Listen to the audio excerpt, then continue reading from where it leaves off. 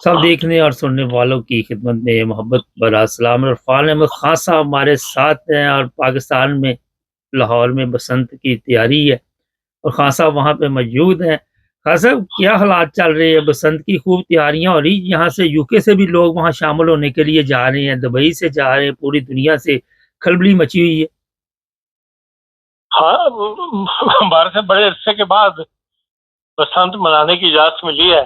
जी। हर साल बसंत का सीजन तो आता है, फिजा के अंदर आपको गुड़िया भी उड़ती हुई नजर आती हैं, लेकिन वो सब पुलिस ही पीछे होती है, इलीगल होता है। लेकिन इस दफा बाकायदा 3 दिन अनाउंस कर दिए गए हैं, 6, 7, 8 के भाई आप बसंत को पूरी तरह मना सकते हैं। जी। और इससे पहले और इसके बाद जो है वो उन्होंने कानून साजी करके बाकायदा जुर्मानों का ऐलान किया है।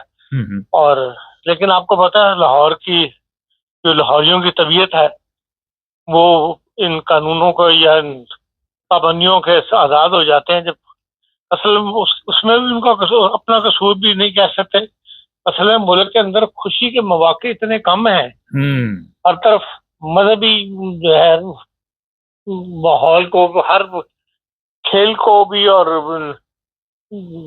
मौसीकी को भी, और जितना सकाफती प्रोग्राम होते हैं उनके अंदर भी जो है वो मजहब का दखल ज्यादा आ गया है। इसलिए ये तमाम सकाफती मामला जो है बैकग्राउंड में चले गए हैं। अब क्योंकि इजाजत मिली है इसलिए दुनिया मना रही है। तो आपकी बात बिल्कुल दुरुस्त है कि भाई लोग जो है दूसरे मुल्कों से भी यहाँ सिर्फ बसंत के लिए पहुंच रहे हैं। जी। जर्मनी से भी एक पार्टी आई हुई है अच्छा। बसंत मनाने के लिए। तो लाहौर की पैदाइश है, तो वो कहता है मैं तो हर साल यहाँ पर बसंत के दिनों में यही होता हूँ। तो हुकूमत दे इजाजत ना दे, हम मैदानों में निकल के अपनी जो है वो पूरी करते हैं। तो यहाँ पे भी इस वक्त आपका हर लाहौर का जो चौक है, क्योंकि लीगली अलाउ कर दिया गया है, इसलिए बाकायदा इसको एक सकाफती शो के तौर पर मनाया जा रहा है। तमाम जितने भी जो बड़े बड़े चौक होते हैं, चौक से मुराद जो जहाँ पे गोलदारे से जो सड़कें आके मिलती हैं, वहाँ उनको बाकायदा सजाया गया है। पतंगबाजी से, पतंग से मुतल्लक उड़ती हुई पतंग या ढोल से मुख्तलिफ पोजों के साथ जो है वो पूरे गुजरगाहें जो है उनको सजा दिया गया है। जगह जगह लोग जो है वो बसंतें ये खरीद रहे हैं अपनी पतंगे वगैरह जो है। जी। तो वो गुड्डा कहते हैं लोग, तो गुड्डे के मुख्तलिफ साइज हैं और वो हर साइज का गुड्डा वहाँ बिक रहा है। और मैं कल रात जहाँ हजाम के पास लाहौर कैंट में बैठा गया, तो वहाँ पे मुझे लोगों की गुफ्तगू सुन के पता लगा 4 बंदों की, जिनमें वो हजाम भी शामिल था, जिसकी दुकान उस शॉप का मालिक जो था, कि इन सब ने इन्वेस्टमेंट की हुई है बसंत के लिए। अच्छा। पैसे डाल के तो उन्होंने वो बाकायदा गुड्डे वगैरह जो डोरे वगैरह जो है वो तैयार करवाई हुई है और वो अब उसको प्रॉफिट के ऊपर बेच रहे हैं। उसको बाकायदा उनको इतलात आ रही थी कितने बिक गए हैं, फलानी जगह इतने बिक गए हैं, फलाने बाकायदा लोगों ने शामियाने लगा के, तो इस तरह लोग सबीले लगाते थे उस तरह सड़कों के किनारे वो खड़े बनाए हुए हैं, खैमों के अंदर वो बेच रही हैं गुड़िया वगैरह। और वो 34 करोड़ रुपए का जो है वो कारोबार अब तक हो चुका है इस बसंत को बनाने के लिए। मैंने वहां लोगों से पूछा, उनका जी उनका अपने फार्मूले हैं कि भाई ये गुड्डा इतने बड़े बड़े गुड्डे हैं, कितने फुट का है, ये क्या है। तो वो उसने जो बात थी वो मेरी समझ में नहीं आई, लेकिन उनका एक अपना हिसाब था जिसमें मेरे हिसाब से वो 4-5 मीटर का मतलब गुड्डा भी था, वो पतंग भी थी बनाई भी थी। अच्छा। तो उसने बताया कि जी हाँ जी। और एक जो डोर है उसका मैंने पूछा इसकी क्या कीमत है, उसने कहा 10,000 रुपए। मैंने कहा कितने मीटर की डोर है? उसने कहा हमें मीटर शीटर का नहीं पता, हम इसके अंदर उसको बल कहते हैं, ये 3 बलों की डोर है, ये 2 बलों की डोर है। तो जो छोटी छोटी है वो 1 बल की डोर है। तो वो 8,000 से लेकर 10,000 रुपए तक की डोर जो है वो बिक रही है और लोग खरीद रहे हैं। और ये मतलब एक तरफ मुल्क का ये हाल है कि लोगों के पास खाने को नहीं, और दूसरी तरफ ये है कि भाई एक एक रात और एक दिन का 34 करोड़ रुपए का सिर्फ पतंगबाजी का बिजनेस जो है वो हो गया। तो बहरहाल एक पूरे सकाफती जो है वो मंजर पेश कर रहा है। दूसरी तरफ सूरत हाल ये है कि भाई इन्हीं दिनों के अंदर जो पोलियो का है उसका हफ्ता मनाया जा रहा है। 8 उसकी लास्ट डेट है और अभी उसके बारे में जो रिपोर्ट आई है वो ये है कि भी पाकिस्तान के अंदर भी पिछले दिनों के अंदर 34 नए दर्ज हुए हैं इंदिरा मुकदमा, तो मैं नहीं कह सकता, मतलब रिपोर्टिंग ये हुई है कि 34 नए केसेस रजिस्टर्ड हुए हैं और वो बार बार ऐलान हो रहा है टीवी पे कि भी आप लोग ताउन करें और वो टीके लगवाएं बच्चों को। तो उनका जी 8 तारीख है, लेकिन अभी तक वो जो रिपोर्ट बताई जा रही थी उसमें कहा जी हमारा अपना अंदाजा ये है कि सैकड़ों लोग अभी तक लोग जो है बच्चे टीके लगने से महरूम है। और ये भी लोगों को इल्म नहीं है, जब जो औरतें जो काम कर रही हैं तो मैं उनको बताया कि भाई हर साल ये टीका लगना होता है 5 साल की उम्र तक। तो वो ये कहते हैं कि हमें तो ये बताया गया कि जी 5 साल में एक दफा लगना होता है, तो हमने तो एक ही दफा लगवाया हुआ है। अब बच्चों की उम्र 5 साल हो गई है और वो इंटरव्यू दिखाया उन्होंने, किसी के 1 लगा, किसी के 2 लगे हुए हैं। बहुत कम बच्चे थे जिन्होंने 5 साल के दौरान 5 साल की उम्र तक हर साल अपना टीका लगवाया हुआ है। एक और रिपोर्ट जो थी वो ये कि पाकिस्तान के अंदर जो फंगी है वो बहुत ज्यादा बढ़ गई है, लोग बिल्कुल स्कूल वगैरह में नहीं जा रहे। मालदीव जो है वहाँ पे छोटा सा मुल्क है, हालांकि गरीब मुल्क है, 99% वहाँ पे लोग पढ़ रहे हैं। पाकिस्तान के अंदर वो कहता है कि 63% जो है बच्चे स्कूल जा रहे हैं, बाकी बच्चे स्कूल ही नहीं जा रहे। तो इसलिए लेकिन यहाँ किसी को ऐसी ना माहौल में फिक्र नजर आती है, ना ही टीकों के मामले में जो बच्चों के, और ना ही इस पढ़ाई के मामले में कि भाई यहाँ पे दुनिया हमें क्या सोचती है हमारे बारे में। लोग फिक्रमंद है, लेकिन यहाँ को ऐसा माहौल नजर नहीं आता कि लोग इन बातों के ऊपर फिक्रमंद हो कि भाई ये दुनिया में हम इन मामला में पीछे रह गए हैं। जो हर ये एक अफसोस की बात है, लेकिन ऐसा कोई माहौल, हाँ अलबत्ता हर तरफ इस वक्त पतंग का जोर है, खुसूसन लाहौर के अंदर। अभी तो मैं लाहौर में ही हूँ, और लेकिन कहा यही जा रहा है कि लाहौर के अलावा जी जो पंजाब के जितने भी शहर है उनमें भी पतंगबाजी जो है उसका माहौल बन रहा है।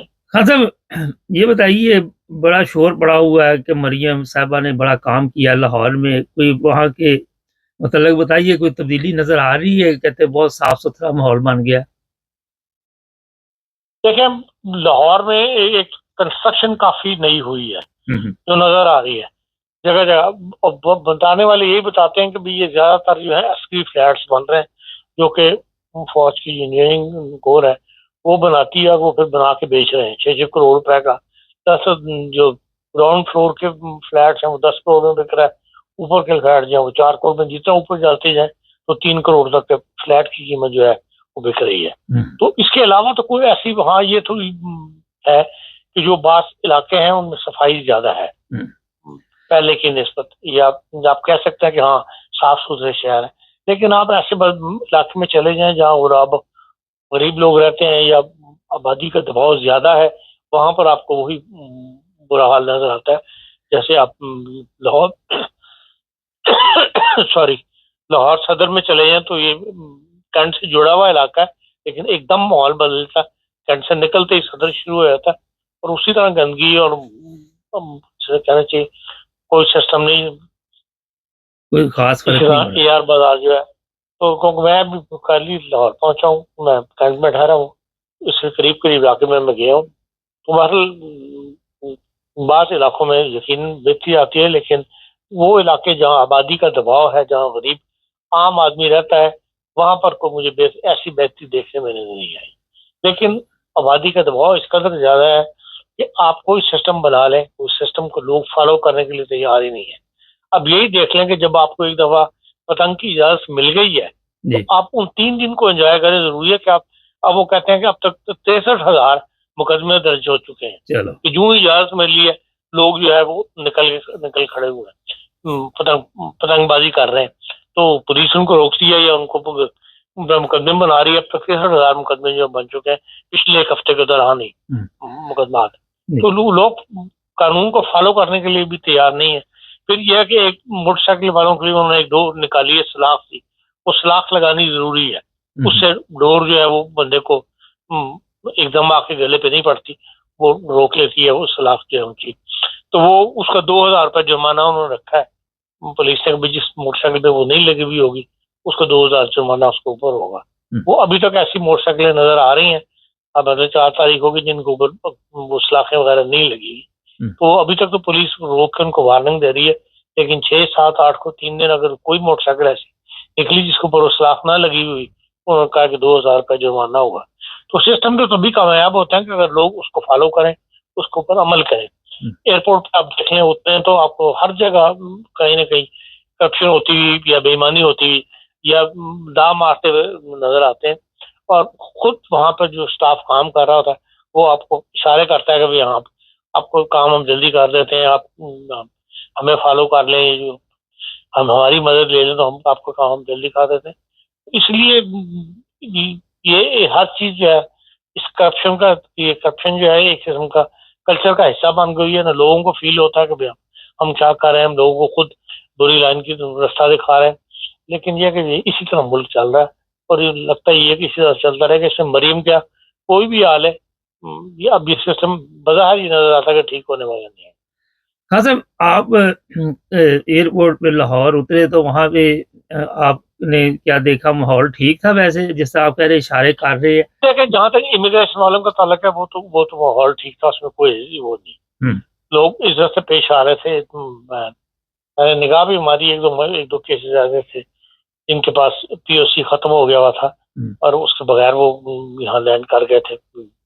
उनमें यही पतंगबाजी वाले थे कि भाई दिल्ली के अंदर आए हैं जी, हम पता लगा कि खुल गई है। तो मैंने उसको फॉलो किया नौजवानों को, तो वो बकायदा उन्होंने उसको फिर लैंडिंग वीजा के फार्म इज्जत से कोई उन्होंने लड़ाई झगड़ा नहीं किया, ये उनको रोड नहीं दिखाया कि तुम क्यों बगैर वीजे पाकिस्तान लैंड कर गए। लेकिन ये उन्होंने इज्जत के साथ उनको लैंडिंग कार्ड बना दिया कि 72 घंटे के अंदर अंदर आप अपना वीजा जो है इशू करवा लें इमिग्रेशन, किसी इमिग्रेशन दफ्तर में जाके, तो बहरहाल आप लैंड कर सकते हैं। उनका रवैया ठीक था। लेकिन बहरहाल जो छोटा स्टाफ है वो सब उसी दाग के ऊपर थे कि जहाज से निकलते ही आपको ऐसे बंदे मिलने शुरू हो जाते हैं जो आपको ऑफर देते हैं कि जी हम आपको जल्दी करवा देते हैं, कागज करवा देते हैं, आपको सामान निकलवा देंगे, ये कर देंगे। और इसी तरह कस्टम के ऊपर भी जो है वो ऐसे नज़ारे नजर आते हैं जो काबिल इतराज होते हैं। तो लेकिन इमिग्रेशन तक बात थी बाकी हर मामले में आपको गाड़ी में बैठने तक, कार में जो है वो ऐसे नज़ारे नजर आते हैं, इससे पता लगता है कि भाई मामला जो है वो गड़बड़ है। गड़बड़ है। या जिस तरीके से यूरोप के अंदर दुनिया निकल जाती है अपने आप, वो उससे हट के एक करप्ट माहौल के नाम से गुजर रहे हैं। जी। खान साहब, अभी जो बात आपने की, इतने मुकदमात बन गए, इतना अभी पुलिस को मुसीबत बनी हुई, तो 3 दिन में तो ठीक ठाक फिर मेरा ख्याल लोग जो है वो पकड़े भी जाएंगे। और लोगों को जो सवाल यहाँ पे है मुझसे जवाब दीजिए, फिक्र क्यों नहीं है कि हमारे ऊपर कोई एफआईआर हो जाएगी, हमें मारेगी पुलिस, केस हो जाएगा, इसकी क्या वजह? नहीं, इससे मैं मार्क सब बेखतर है लोग। वो या तो डील कर लेते हैं, कुछ ले दे कुछ दे के, और या ये कि वो परवाह नहीं करते कि ठीक है जो जुर्माना है वो दे देंगे, नहीं करना। मतलब आपको सड़कों पर पुलिस के साथ बदतमीजी करते हुए भी आम चीज जो है नजर नजर आ जाती है। कोई ना कोई ऐसा सीन आपको नजर आ जाता है जो आपको पता लग जाता है कि हाँ भाई ये इस वक्त पुलिस वाले के साथ बदतमीजी हो रही। जो एक रोप था ना एक जमाने में पुलिस का, ट्रैफिक पुलिस का या आम पुलिस का, वो हालात अब नजर नहीं है। अब हर बंदा जो है वो मतलब बिफरा हुआ है, और हर बंदा ये चाहता है कि जो मैं चाहता हूँ वो उसी तरह जिंदगी गुजरे, और वही सही है। आखिर में बताइए, मौसम कैसा है?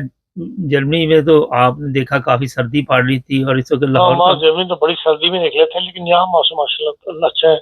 18 टेम्परेचर था कल जब शाम को लैंड किया, चले तो अच्छा मौसम है। और हल्की मतलब उनकी स्वेटर रात को पहनना फील होता था, कहाँ स्वेटर होना चाहिए। बहुत शुक्रिया खान अच्छा साहब, है। अपना ख्याल रखें और खूब एंजॉय करें।